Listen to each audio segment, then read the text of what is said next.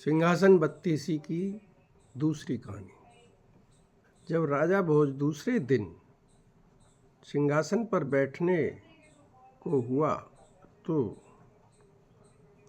चित्रलेखा नाम की दूसरी पुतली ने उसे रोक कर कहा, हे राजन, ये क्या करते हो? पहले विक्रमादित्य जैसे काम करो, तब सिंहासन पर बैठना। राजा ने पूछा, विक्रमादित्य ने कैसे काम किए थे? तो पुतली बोली, लो सुनो।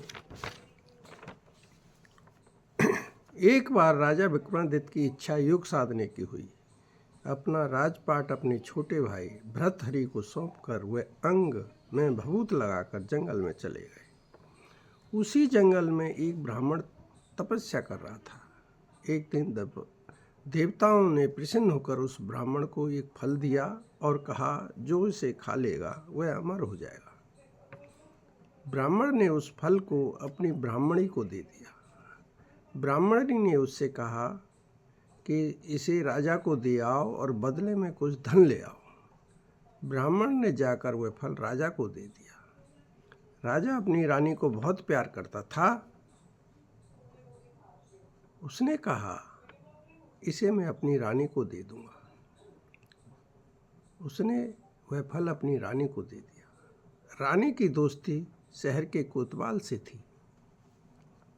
रानी ने वह फल उस कोतवाल को दे दिया।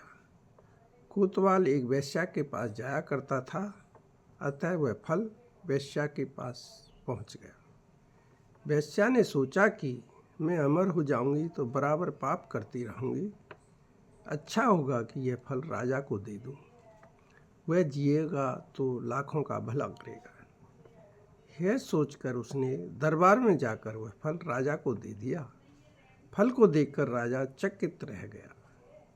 उसे सब भेद मालूम हुआ तो उसे बड़ा दुख हुआ। उसे दुनिया बेकार लगने लगी। अतः एक दिन वह बिना किसी से कहे सुने राजपाट छोड़कर घर से निकल गया। राजा इंद्र को जब यह मालूम हुआ तो उन्होंने राज की रखवाली के लिए एक देव भेज दिया। उधर जब राजा विक्रमादित्य का योग पूरा हुआ तो वे लौटे। देव ने उन्हें रोका। विक्रमादित्य ने उससे पूछा तो उसने सब हाल बता दिया। विक्रमादित्य ने अपना नाम बताया, फिर भी देव उन्हें नहीं जाने दे रहा था। बोला, तुम विक्रमादित्य हो तो पहले मुझसे लड़ो। दोनों में लड़ाई हुई। विक्रमादित्य ने उसे पछाड़ दिया। देव बोला, तुम मुझे छोड़ दो, मैं तुम्हारी जान बचा सकता हूँ। राजा ने पूछा, कैसे? देव बोला, इस नगर में एक तेली और एक कुम्हार तुम्हें मारने की फिराक में है। तेली पाताल में राज करता है और कुम्हार योगी बना जंगल में तपस्या करता है। दोनों एक दूसरे को बहुत चाहते हैं और तुमको मारकर तीनों लोगों का राज करना चाहते हैं। कुम्हार बने योगी ने चालाकी से तेली को अपने बस में कर लिया है और वह अब सिरस के पेड़ पर रहता है।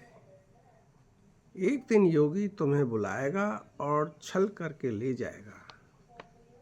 जब वह देवी को दंडवत करने को कहे तो तुम कह देना कि मैं राजा हूँ, दंडवत करना नहीं जानता।